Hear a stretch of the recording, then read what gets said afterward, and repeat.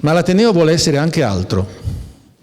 Vuole essere un invito permanente a meditare e riflettere sui grandi temi del presente, quelli che riguardano da vicino la nostra città, il nostro paese e il complesso mondo che ci circonda. Per questa ragione, nelle nostre sale si susseguono personalità che affrontano temi di assoluta attualità, dalla giustizia all'economia, alla società, alla filosofia, alla spiritualità dell'uomo, al ruolo della donna, al razzismo e all'antisemitismo. Non c'è un argomento di rilievo del mondo contemporaneo che non venga affrontato e dibattuto nelle nostre sedi. Non ultimo, l'impegno civile. Il 24 novembre scorso, coerenti con il nostro riconosciuto ruolo di foro civico di dialogo e di confronto cittadino, abbiamo organizzato un incontro pubblico sul tema del referendum della suddivisione del Comune di Venezia nei due comuni autonomi di Venezia e di Mestre. Il nostro impegno civile verso la nostra città si traduce in una costante attenzione nell'ascoltare e dare voce a tutti coloro che nella società hanno idee e proposte sul futuro di Venezia e dei veneziani. Per tutti coloro che ritengono di avere un contributo da offrire alla nostra città in termini di idee o di proposte, e per quelli che desiderano solo farsi ascoltare, le porte dell'Ateneo sono sempre aperte. Ascoltiamo tutti, mantenendo però la terzietà e l'imparzialità necessarie a chi vuole svolgere un ruolo così impegnativo. L'Ateneo non scende nell'arena del dibattito civile con posizioni proprie o con convinzioni precostituite, perché l'Ateneo ambisce ad essere l'arena stessa in cui le espressioni della nostra società si manifestano e si confrontano in piena libertà. Eccellenza, per la nostra amata città, le eccezionali acque alte che a partire dal 12 novembre scorso hanno duramente colpito il centro cittadino, le isole e il litorale, rappresentano un punto di non ritorno. Gli eventi traumatici che abbiamo vissuto hanno scosso nel profondo le coscienze di tutti i veneziani e rinnovato con forza la percezione del pericolo mortale che corre il patrimonio artistico e culturale della città e la sua stessa esistenza. Ma accanto allo sconforto e alla rabbia per i danni subiti e per l'insufficienza e la lentezza delle azioni di chi deve agire per prevenire tali disastri, sono emersi anche sentimenti collettivi di solidarietà e di partecipazione di tantissimi veneziani. Da questo può nascere una rinnovata e positiva dinamica sociale dell'intera comunità veneziana. L'Ateneo vuole accompagnare tali nuovi fermenti, in cui crediamo molto. Lo faremo innanzitutto con lo strumento della conoscenza. Fra pochi giorni avremo un convegno scientifico organizzato sul tema dell'acqua alta, organizzato d'intesa con l'Ordine degli Ingegneri, e a questo strumento affiancheremo quello della memoria, raccogliendo e valorizzando i ricordi e le testimonianze degli stessi veneziani che presenteremo successivamente in un incontro pubblico qui in Ateneo.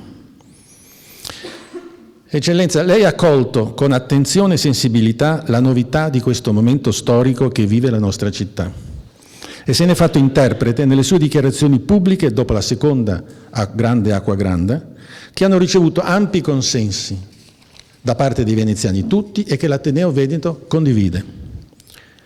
Noi siamo un'istituzione culturale laica per statuto, per storia e per nostra tradizione. Quando lei affronta nel suo ministero i temi della centralità dell'uomo, della sua spiritualità, della solidarietà, della diseguaglianza e della non discriminazione, noi siamo al suo fianco. Perché questi sono i valori e i principi che informano l'azione della nostra istituzione. Quando lei denuncia i drammatici problemi della nostra città, della necessaria tutela fisica del suo patrimonio artistico, culturale, del degrado materiale e spirituale cui assistiamo a ragione del turismo devastante, dei ritardi nel porre rimedio ai problemi dell'acqua alta o a quello delle grandi navi, del denaro imperante sopra ogni cosa. Noi anche su questi temi siamo al suo fianco, perché sono questi temi sui quali la nostra azione culturale cerca di portare consapevolezza nella comunità veneziana. Ed infine, la visione del futuro di Venezia che lei spesso delinea nei suoi interventi, una città in cui le diverse componenti, quella economica legata al turismo e quella di una società civile, attiva e vitale, possano convivere nel reciproco rispetto e in felice armonia. Anche questa è la direzione, la visione che noi auspichiamo per la nostra città e per la quale noi lavoriamo. Io sono certo che su molti di questi temi Patriarcato e Ateneo potranno trovare un terreno fertile di reciproca collaborazione.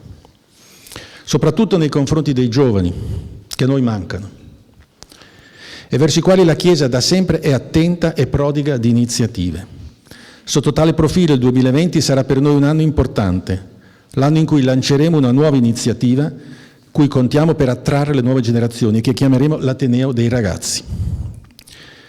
Rinnovo a lei, Eccellenza, e ai suoi accompagnatori il più sincero benvenuto e la nostra gratitudine per la sua venuta qui oggi nell'Ateneo Veneto di Venezia. Grazie.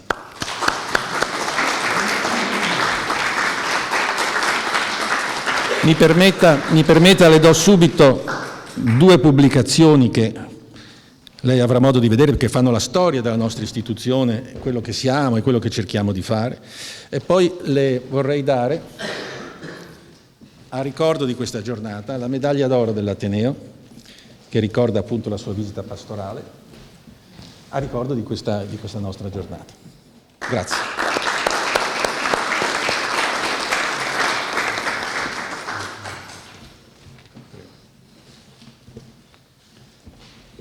Ringrazio il Presidente e Ambasciatore per le parole che ci ha voluto indirizzare.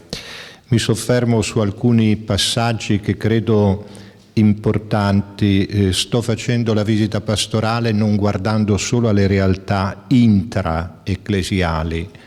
Ieri ho incontrato l'associazione Albergatori, il giorno precedente il Conservatorio, sono stato alla Fenice, l'Istituto Veneto di Arti, Scienze e Letteratura, oggi sono qui. Ecco, io penso che facendo seguito alle parole dell'ambasciatore e del Presidente, la cultura diventi oggi più che mai la cifra sulla quale cercare di trovare delle intese. Abbiamo bisogno di trovare una sintesi tra conoscenze e valori. Ogni epoca ha le sue conoscenze. Tra l'altro io rappresento il Patriarcato di Venezia, mi sembra che le vostre radici siano quasi coeve, coincidenti, perché la confraternita di San Girolamo, la confraternita di Santa Maria della Consolazione e della Giustizia, e mi piace tenere insieme questi 2 elementi, consolazione e giustizia, nascono quando nasce il patriarcato, quando da Grado il patriarcato viene portato a Venezia, quando Olivolo Castello diventa il patriarcato di Venezia. Abbiamo quindi questo riferimento temporale che ci unisce e vorrei partire proprio da una riflessione sul tempo. La nostra proposta, quella di Veneziani, deve partire dal momento presente che stiamo vivendo. Abbiamo delle occasioni, abbiamo delle difficoltà, dobbiamo trovare una linea comune su alcuni punti, perché vogliamo bene alla nostra città.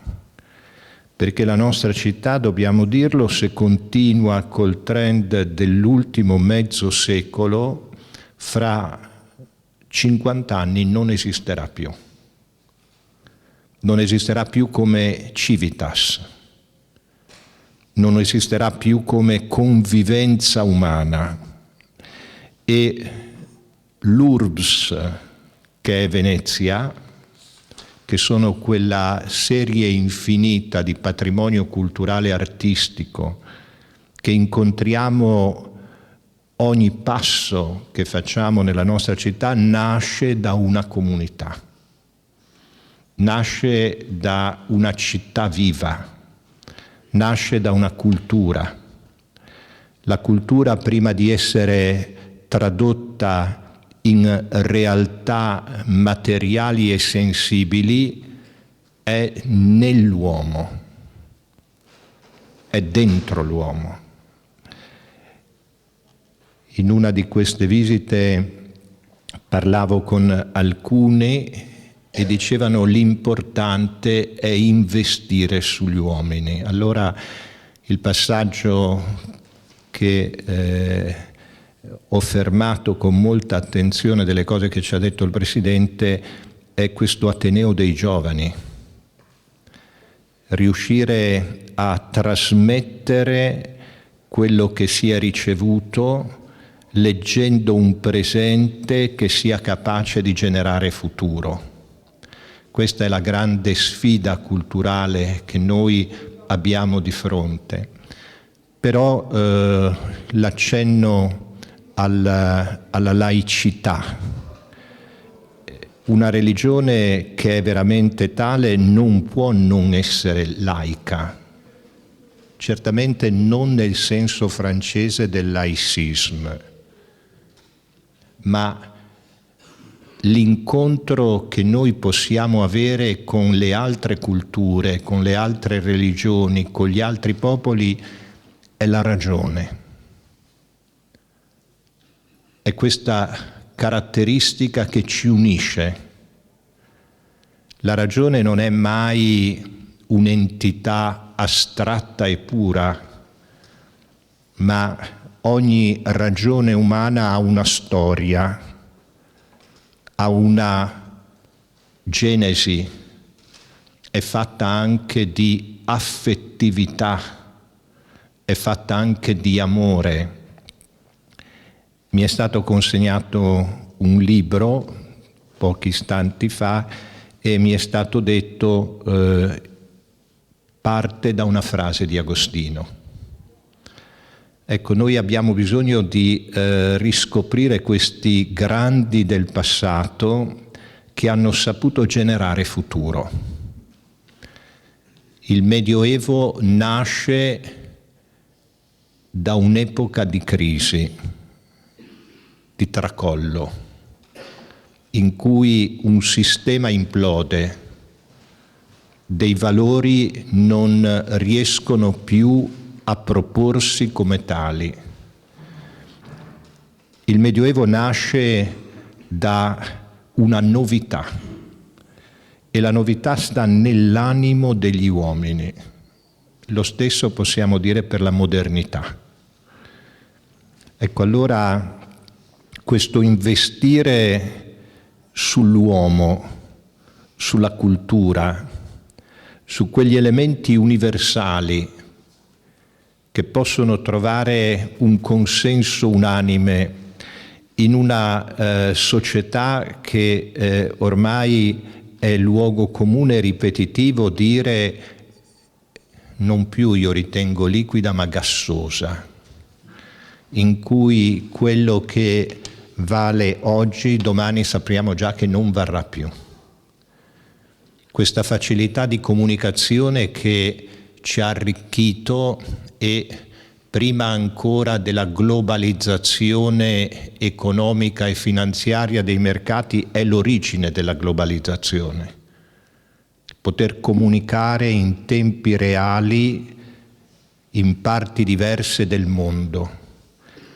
È una grande ricchezza, ma è anche un grande problema educativo, perché c'è la banalizzazione della comunicazione e la comunicazione è un modo per esprimere una caratteristica fondamentale della persona che è la relazionalità. Quando noi non riusciamo a produrre buone relazioni, allora iniziano periodi difficili. Le opportunità che le scoperte attuali ci danno, e ritorno a un altro passo delle cose che ci ha detto il Presidente, richiedono di essere gestite.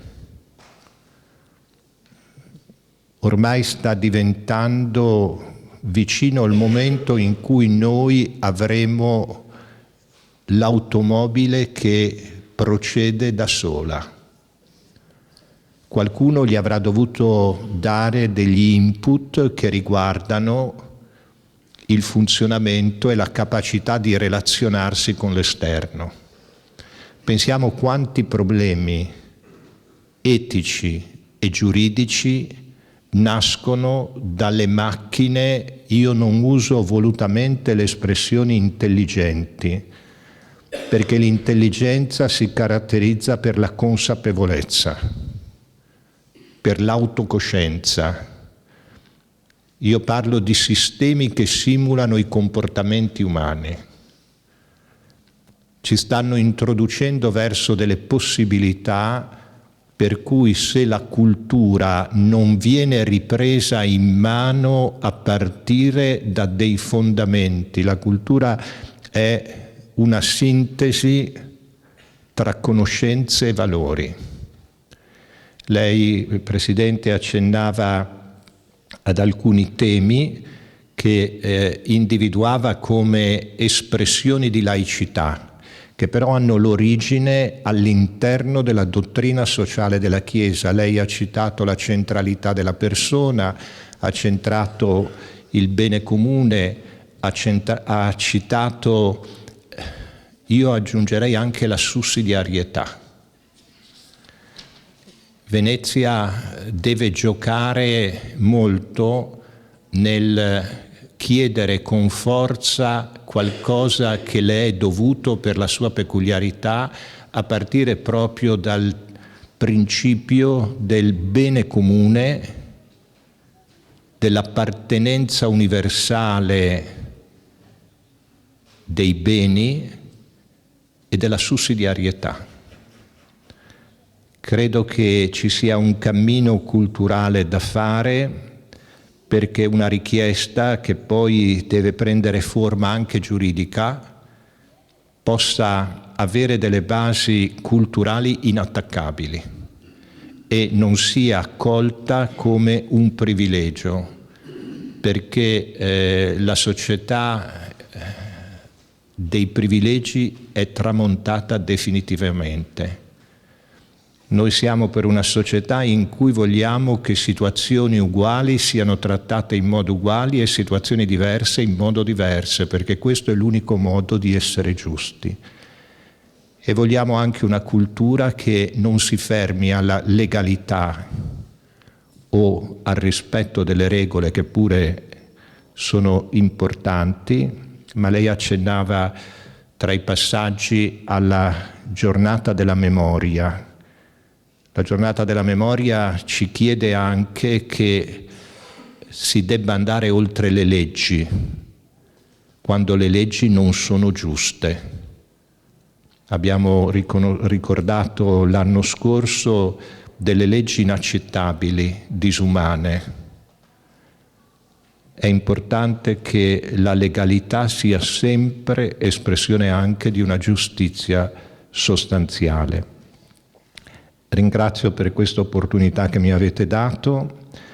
Spero che questo incontro con le grandi istituzioni culturali di Venezia, che prima ho citato e che si concentrano un po' in quella che per noi pastoralmente è l'area marciana, possano aiutare la nostra città a rimanere città, a rimanere disponibile al mondo, a considerarsi un bene del mondo, ma anche un bene dei veneziani. Grazie.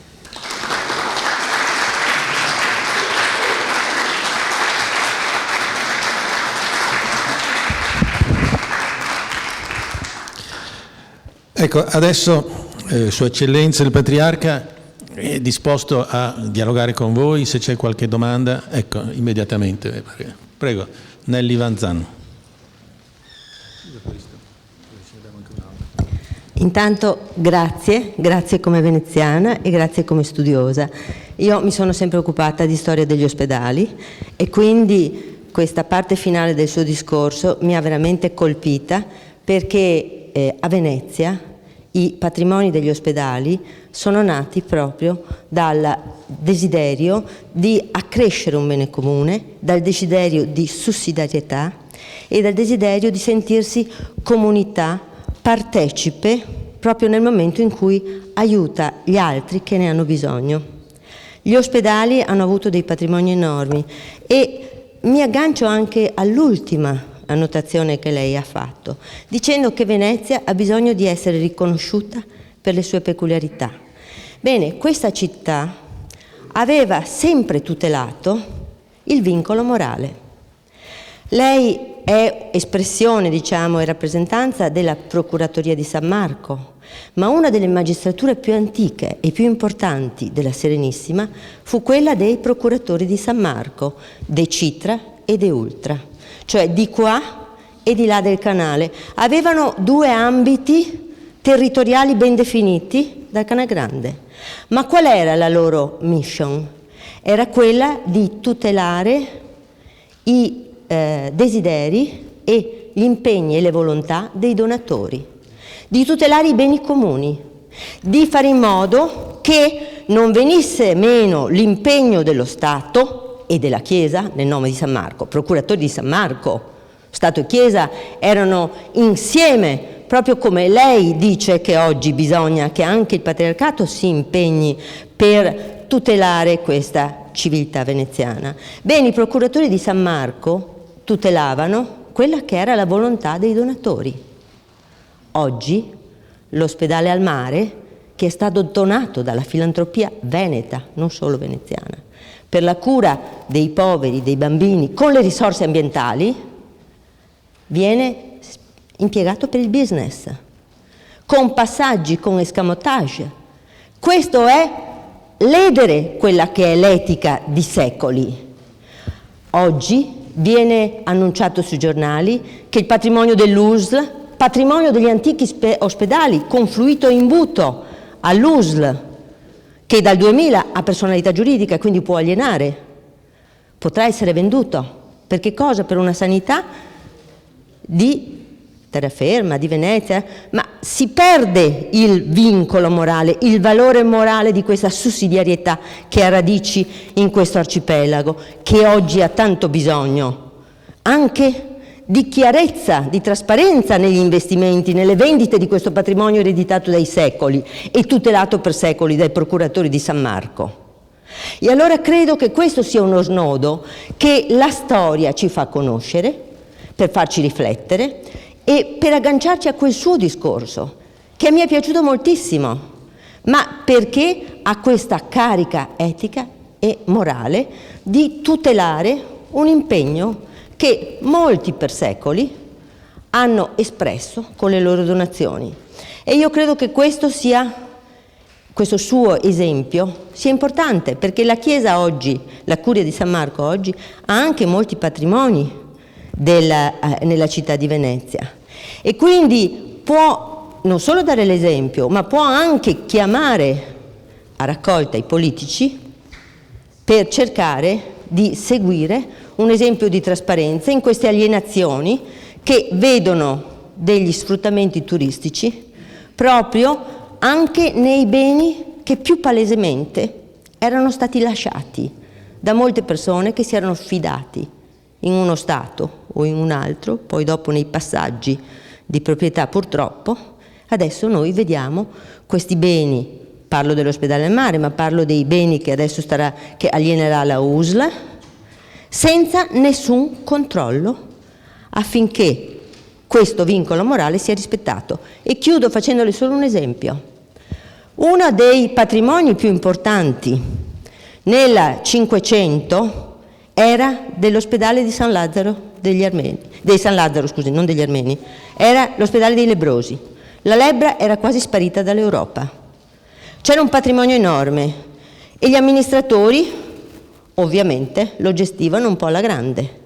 Fu aperta un'inchiesta dai procuratori di San Marco e questo patrimonio fu reimpiegato per fondare l'ospedale di San Lazzaro ai Mendicanti. Cioè si cercò di spostare quella che era la finalità, ma di rispettare il vincolo morale, di rispettare quella che era la volontà dei donatori. Bene, io credo, e la ringrazio per questa consapevolezza, io credo che il patriarcato possa svolgere un grande ruolo proprio nella assunzione di questo peso etico e far presente anche a chi continua a vendere, a svendere per trasformare quella che la volontà di tanti donatori aveva voluto dare al bene comune.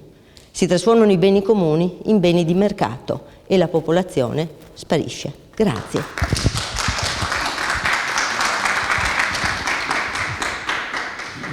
Non ho nulla da aggiungere a quanto è stato detto dalla professoressa. Credo che una società che smarrisce alcune realtà storiche che l'hanno generata dimostri di avere poco futuro, perché passare di mano in mano dei beni vuol dire considerarli solo dal punto di vista economico, dal punto di vista della realizzazione. Ritengo che tutte queste realtà a cui faceva cenno la professoressa dovrebbero essere in qualche modo considerate dei beni per quanto è possibile inalienabili. Inalienabili nel senso che, come diceva, dovrebbero mantenere la finalità cambiando anche forse la realizzazione concreta, ma mantenere l'idealità per cui sono stati donati al bene comune, alla società. Non nascondo che è un problema grosso, perché imponenti patrimoni artistici, culturali, che rispondevano a un momento presente. Avete presente Genova, via Garibaldi, patrimonio dell'umanità, dove tutte le famiglie patrizie genovesi costruivano il loro palazzo per affermare un potere, una realtà.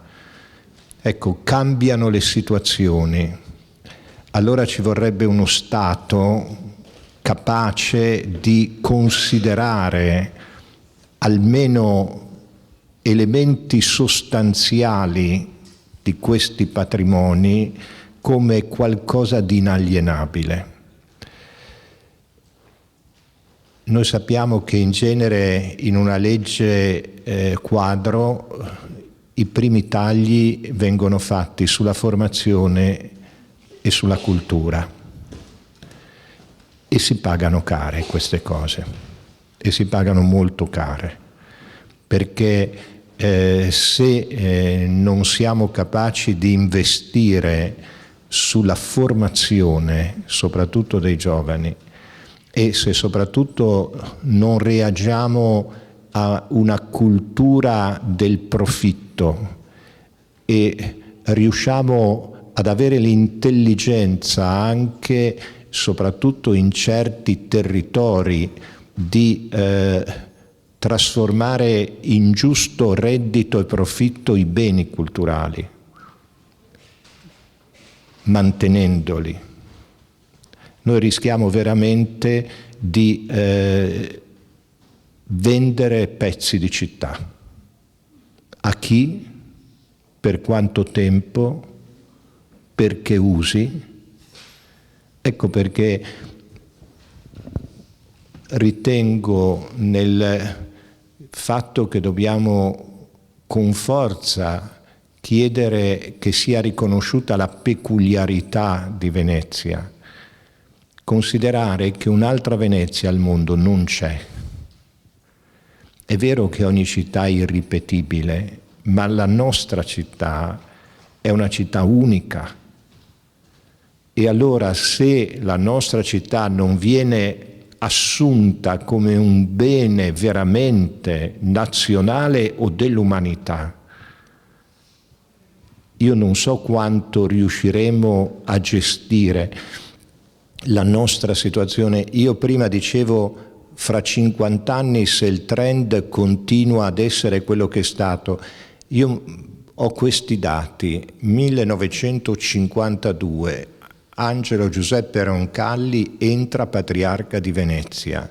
Il territorio di cui noi stiamo parlando adesso, che è Venezia, che è il Lido, che è la Giudecca, che è Murano, Burano, contava 165-170 mila abitanti. Ecco, adesso mi risulta che questo territorio è poco più di 50.000 abitanti, 80.000 abitanti. Però io mi chiedo se poi sono tutti residenti, questi 80.000 abitanti, perché io in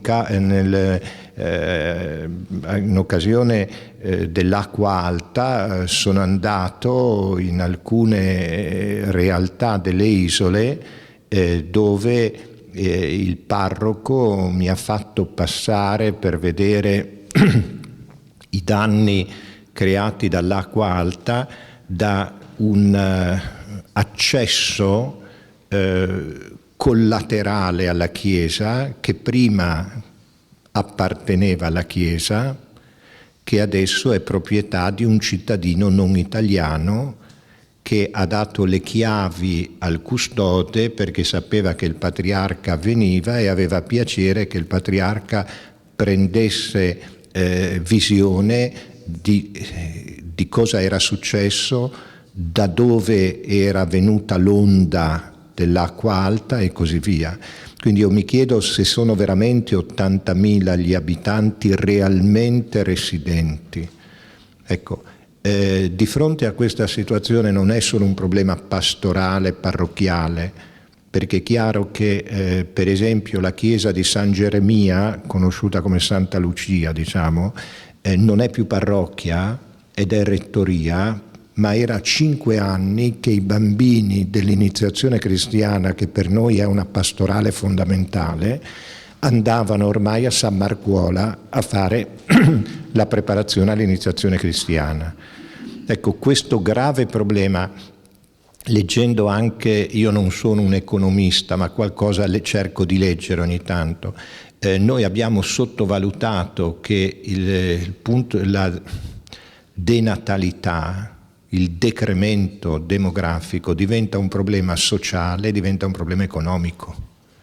Quindi tutto quello che lei ha detto è verissimo, ma in una città che sta restringendosi come città, tutto quello che dovremmo riuscire a fare doverosamente, che lei ha saggiamente indicato, diventa molto problematico. Quindi noi dobbiamo riuscire a capire che un fondamentale della vita sociale e dell'economia sono gli abitanti, sono il dato demografico. Una città, io parlo considerandomi veneziano e ho detto, ed è vero, quando c'è la sfida delle repubbliche marinare tengo per Venezia e non per Genova, no? E vi dico che Genova è la città più vecchia d'Italia, ma sta allo stesso numero di certe zone centrali di Venezia. Quindi una città, uno Stato che non ha futuro. Ma io vorrei attirare la vostra attenzione su un punto. Vedete, noi abbiamo un problema che è quello educativo formativo. È un problema che è legato a una società che non genera più. Se lei si trova di fronte a una società che non genera, quella società non educherà. Perché generazione ed educazione sono due elementi che appartengono fondamentalmente all'animale uomo. L'animale uomo è quell'animale che nasce meno specializzato degli altri animali, che ha un bisogno di un tempo più lungo per arrivare dalla dimensione cucciola alla dimensione adulta. Noi siamo animali culturali. E concludo riprendendo alcune cose che lei ha detto. Ciò che a me preoccupa molto è l'ideologia del riduzionismo. Oggi l'uomo o è il sesso, o è il successo, o è la bellezza, o è la giovinezza, ma non è l'uomo nella sua integralità. E quando, per usare un'espressione manzoniana, dei vasi di coccio viaggiano con dei vasi di ferro, i primi a rompersi sono i vasi di coccio. Nell'ideologia del riduzionismo la cultura e la formazione rischiano di essere i vasi di coccio, mentre l'economia, la finanza, la produttività è il vaso di ferro. Ieri, parlando con l'associazione degli albergatori, ho detto che sarebbe per me importante nel dialogo che abbiamo avuto dopo il discorso del Presidente e la mia risposta, sarebbe importante che un'associazione che rappresenta l'imprenditoria importante dell'accoglienza, della ristorazione, dell'ospitalità, sapesse dare dei segni chiari di amore a Venezia con degli interventi particolari. Loro mi hanno detto che avrebbero avuto piacere di consegnarmi un'offerta che io avrei poi destinato secondo quello che ritenevo, e ovviamente hanno accennato San Marco. Adesso facciamo finta che qui non sia seduto nessun procuratore di San Marco, facciamo finta, oppure contiamo sulla sua discrezione. Io ho detto, vi indico un'altra realtà, le Moneghette, su cui noi stiamo costruendo, anche perché quelle cose che lei ha detto mi preoccupano per altre questioni che vedo in gestazione. Vediamo se poi i procuratori di San Marco sono discreti e non parlano, perché poi tutto torna, arriva al patriarca, tutto.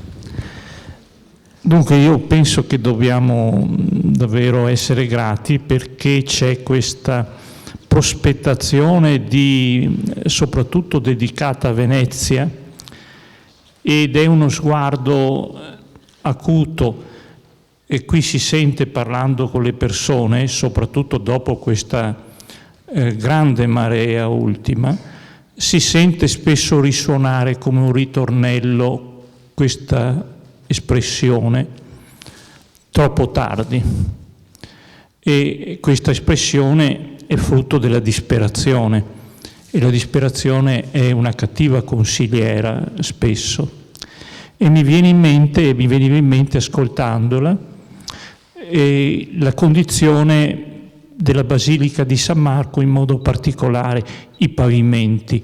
Ci sono certe foto che girano, sono veramente impressionanti, perché mostrano non solo quello che è accaduto, ma quello che in prospettiva potrebbe accadere.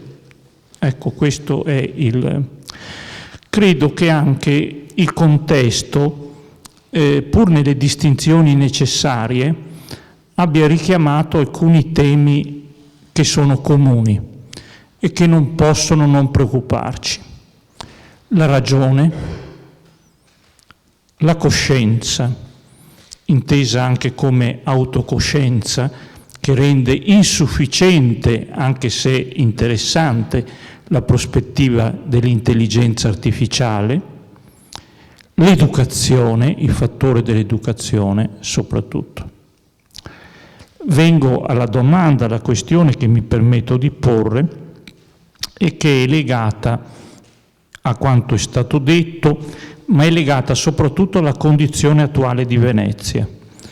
Io direi così: Venezia rischia di morire oggi di quello che la fa vivere, cioè di un turismo di massa che spesso si presenta come invasivo e che non comprende le ragioni di fragilità e di delicatezza estrema di questa città. La prima domanda è questa, anzi ne faccio una sola per rispetto al tempo e alle persone. La questione è questa: in diversi articoli che io ho seguito, in modo suggestivo, interessante, ha posto questo interrogativo, ha posto questa questione. Quale statuto particolare, peculiare per Venezia? Molti di noi hanno simili pensieri, cioè che per Venezia occorrerebbe qualcosa di particolare. Ma mi piacerebbe, al di là delle cose dette, se lei potesse proporre qualche intuizione ulteriore su come potrebbe essere configurato questa condizione che, si è detto, non è di privilegio, ma dovesse essere espressione di una giustizia fondamentale. Tra parentesi, è molto realistico questo.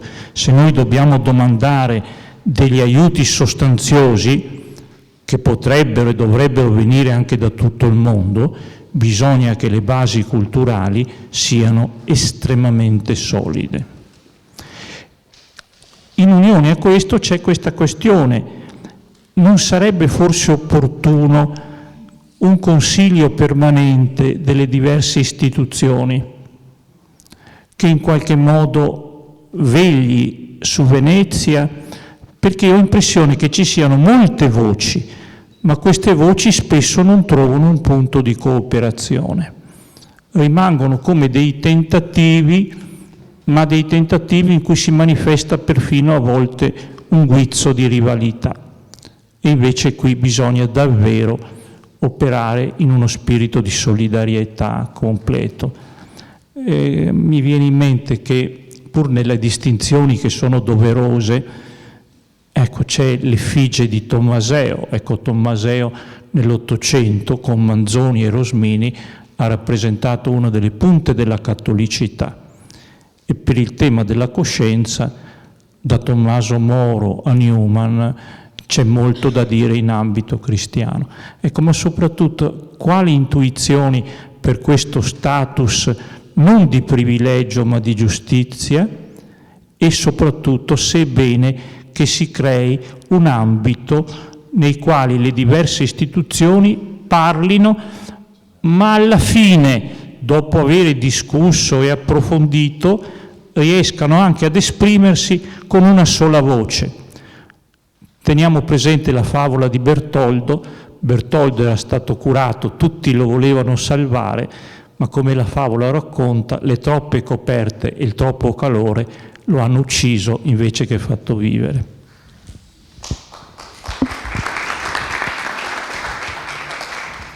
Sì, il professore ha posto il punto centrale quando, dando un'intervista a Repubblica, tra l'altro non programmata, ma avvenuta seduto col giornalista praticamente nel presbiterio di San Marco, ho parlato per la prima volta di questo statuto speciale. Da quel momento io, nei pochi tempi che purtroppo mi rimangono per fare uno studio che non è legato all'immediato, mi ponevo le domande del professore: perché uno statuto? Noi dobbiamo essere capaci di dare una risposta a questa domanda: perché lo chiediamo?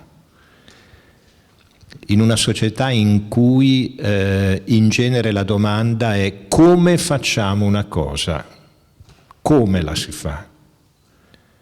Noi dobbiamo chiederci prima di tutto perché la dobbiamo fare e dobbiamo individuare delle peculiarità che debbono essere declinate in modo preciso, in modo organico.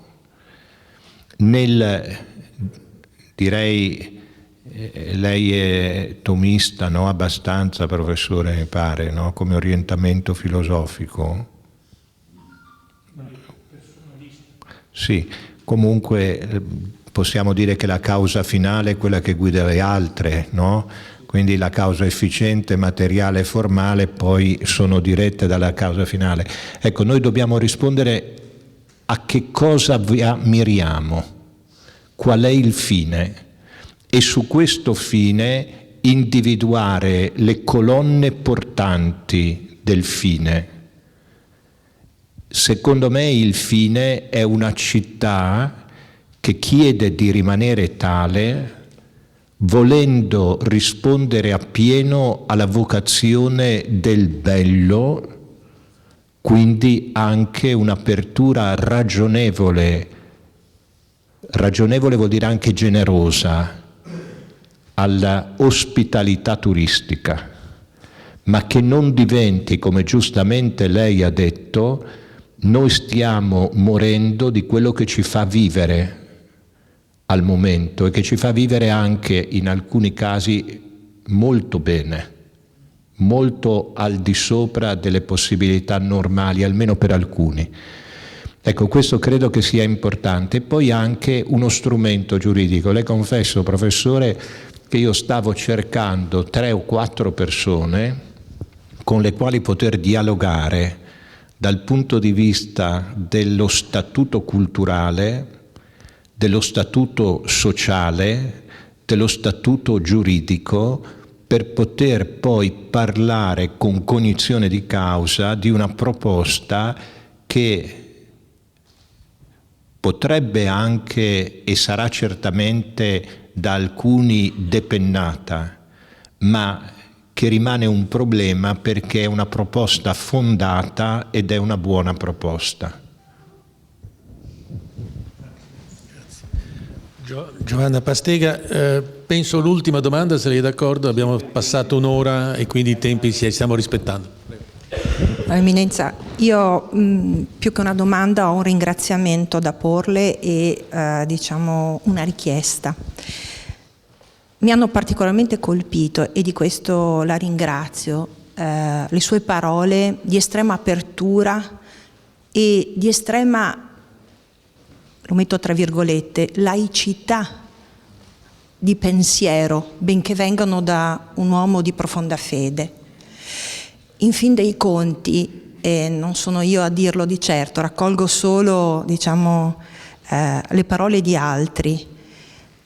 La civiltà cristiana, la cultura cristiana, il pensiero cristiano è il più laico che esista. Viene da un Dio che si fa uomo e che viene incontro a altri uomini, a altre persone, capisce il sentimento di collegamento e di colleganza, di sussidiarietà con gli altri esseri umani. Non esiste altra religione al mondo in cui vi sia al centro un Dio che soffre insieme agli altri uomini, che si fa uomo per questo e che anche dubita, anche ha paura. È l'esemplificazione massima, assoluta dell'umanità e della laicità. C'è bisogno estremo di figure laiche e religiose che esercitino questa apertura e questo collegamento culturale, su una base culturale comune di collegamento, perché siamo in un momento delicatissimo della civiltà umana. Come lei ha accennato, la questione delle tecnologie, che è una cosa esaltante, che è globale, che è il pozzo dei desideri creato ad hoc per gli esseri umani per dare una risposta a tutte le domande, la rete rischia di essere anche una trappola, un pozzo senza fondo in cui cercare tutte le risposte a tutte le domande.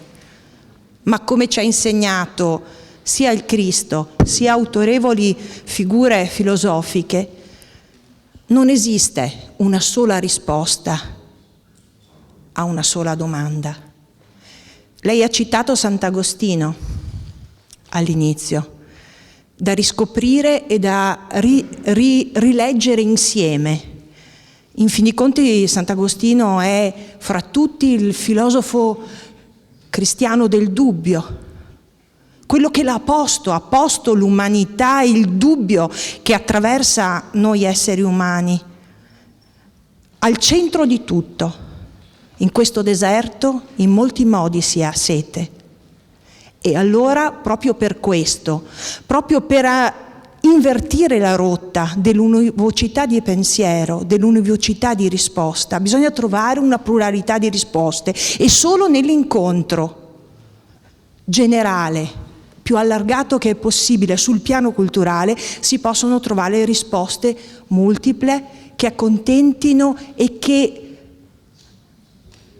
rendano forti dal di dentro quei vasi di cui lei accennava, perché anche il coccio possa avere un'anima di ferro.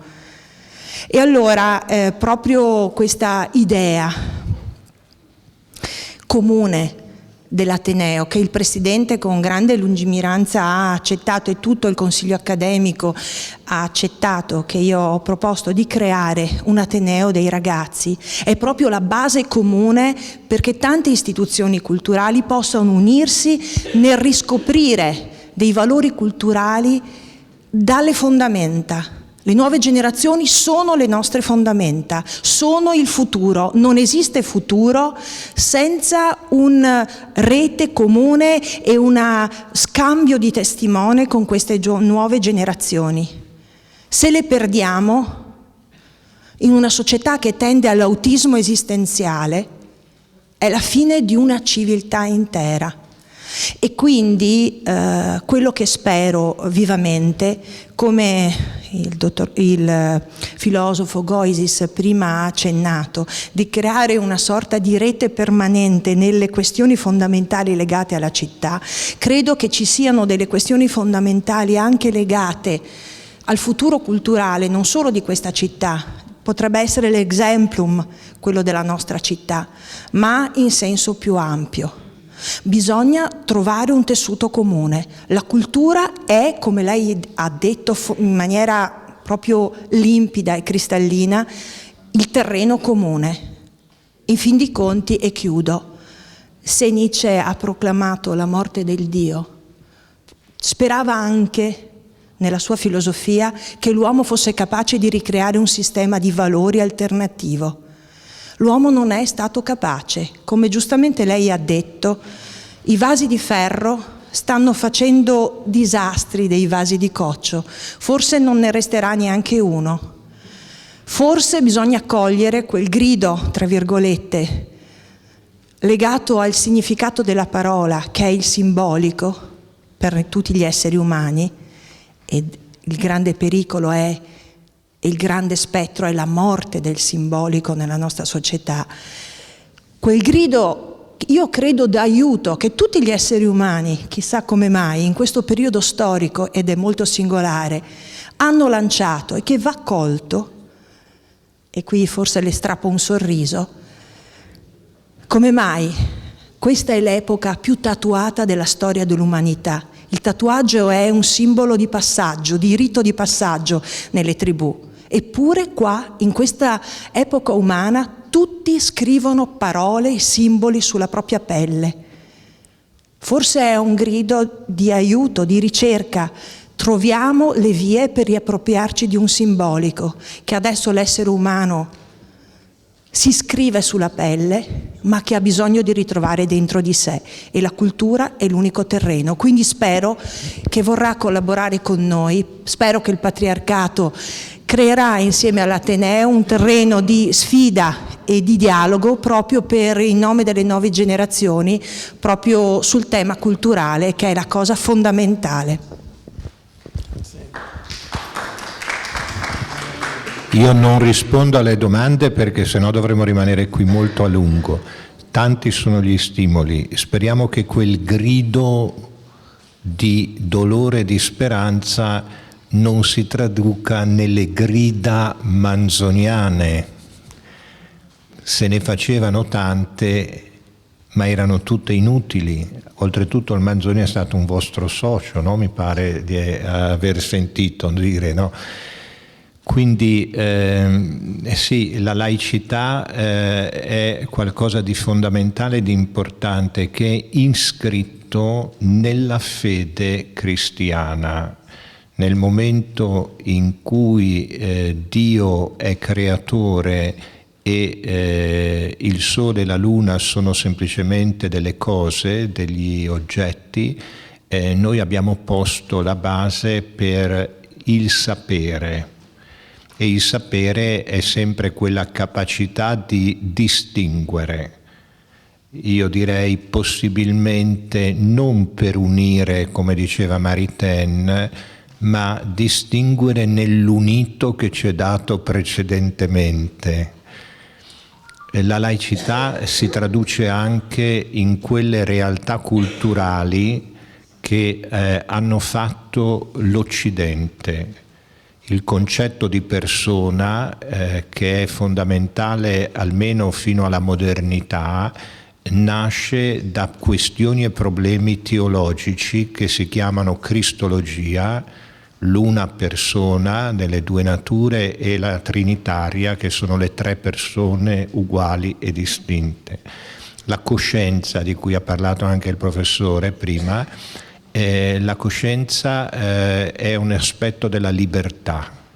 Lei ha citato Sant'Agostino. Noi nella riflessione antropologica occidentale dipendiamo da Sant'Agostino, che ha tanti pregi, ha qualche limite anche perché non ha potuto dire tutto essendo un uomo come gli altri, però la Chiesa l'ha riconosciuto dottor grazie, però imposta la tematica della grazia solo sulla questione della libertà. E tutta l'antropologia, diciamo, occidentale è una questione di libertà, e lei sa quanto è importante la libertà nel mondo moderno e nel mondo contemporaneo.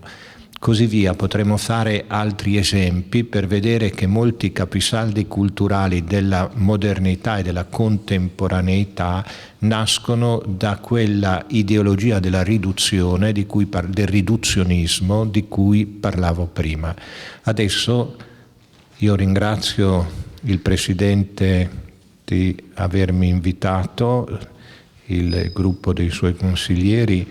Ringrazio per le cose che in libertà, senza troppi convenevoli, ci siamo detti, credo su questioni importanti che non andrebbero dimenticate, ma andrebbero perseguite e costruite proprio con la collaborazione di tante idee, di tante storie, e consentitemi dire anche, chiudo questo, voi tenete insieme che cosa? Le lettere, le scienze e l'arte.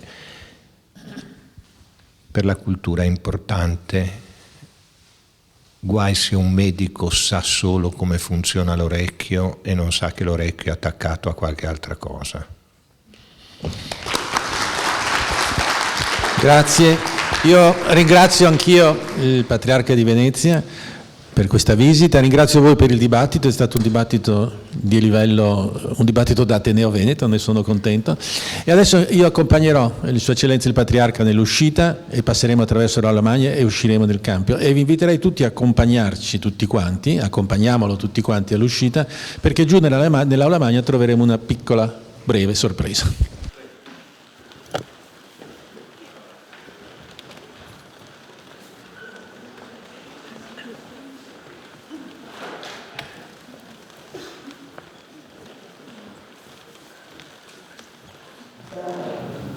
E allora abbiamo pensato con il nostro Presidente, con il Principaliata, a un progetto che parta da Venezia e che veda Venezia protagonista. Venezia gemellata con la Siria, che sta vivendo da anni un periodo di grande difficoltà. E questo è un desiderio che è figliato anche nell'Audifere, che potrebbe essere in qualche modo portavoce di quello che lui stesso sofferto